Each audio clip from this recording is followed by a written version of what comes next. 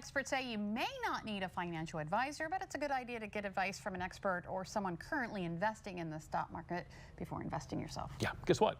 We happen to have one right here. This is Melinda Tingle, a financial advisor with Edward Jones. Thank you so much for coming in today. Thank you for having me. Okay, so we've heard all these tips. We want to dig a little deeper, find out a little bit more. Let's start with age. Is there a good age to start investing? Actually, the earlier you start investing, the more likely you are to be successful. For example, if you take $1,000 and you invest it in a stock mutual fund at age 25 and you have a 35-year time horizon, let's say you're saving that for retirement.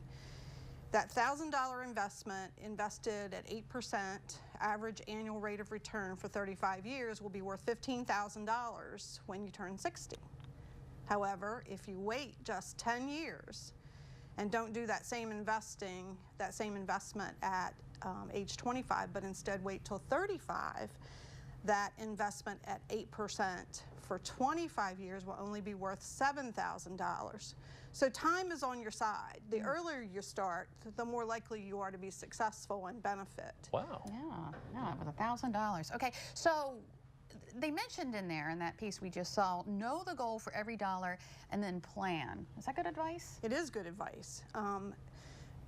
Investing has to be related to, or should be related to, a goal. You should know what the dollars are going to be used for. So for instance, if I'm saving for retirement, I have a longer time horizon than perhaps if I was saving to buy a car. A stock investment is more appropriate when you have a longer time horizon. I'll give you the example of my two daughters, 24 and 27. I have them saving all of their retirement dollars in their employer-sponsored plan in stock investments because they have a 35-year time horizon. So stocks are certainly appropriate for them.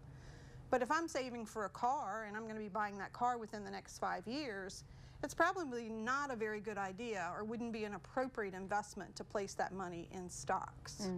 Okay. All right. So I got to admit, I'm pretty stupid on this stuff. Where do you start? Well, you start where it's easy. And I'm an advocate of pay yourself first. Okay. Most of us that work or that are employed have access to an employer-sponsored plan, either through a 401k, a 457, a 403b, something that the employer has sponsored for us.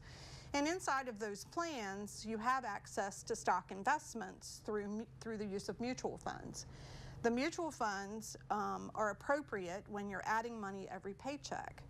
So if it's coming out of my paycheck, it's happening, and I didn't get my hot little hands on it as soon as I was paid, and then those dollars are being invested for retirement because that is what the employer is sponsoring, a retirement plan.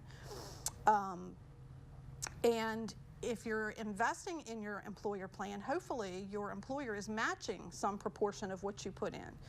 So I always encourage people to do exactly at least what the employer is matching, because if not, you're walking away from free money. Free money. Yeah, right, absolutely. Exactly. Now you should also have or be saving for a 6 months worth of expenses just as a contingency type fund, but you kind of have to balance the balls in the air and figure out, should I be doing my employer plan and saving for emergencies? And that's always a good idea. Yeah. Is there a minimum amount that you suggest? There is not a minimum amount. However, most mutual funds offer the opportunity to invest in stocks with as little as a $50 a month investment. Sometimes some companies have smaller limits. If you want to buy individual stocks, there are actually programs out there that will allow you to buy an individual stock for as little as $100 a month. Okay, all right. So what about a financial advisor? Is that a good idea? Well, being a financial advisor, I think it's a great idea. Why? The reason being that most of the people that I work with, my clients, my friends, my family, don't have the time or expertise to determine what they should be investing in. So they need the help of someone that'll help them set goals, determine the investments that are appropriate to accomplish that goal, and then in addition to that, be able to partner with them throughout their lifetime to try to make sure that they achieve their goals. So sometimes your strategies have to change throughout your life. You know, things change. We have to be able to be flexible and adapt.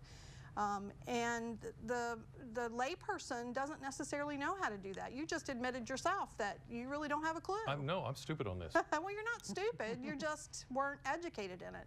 Our parents didn't really talk about this stuff with us. You don't learn it in school. So an advisor is a person that's been trained to be able to help you, to guide you, to set those goals and you know, maneuver through the complexities of the financial world, because they are complex. And it's beneficial. It is. It's always nice to have someone by your side. Thank you. Thank you. All right, thank you so much. And if you would like to read more about investing in the stock market or to read about Edward Jones, just go to our website, delmarvalife.com.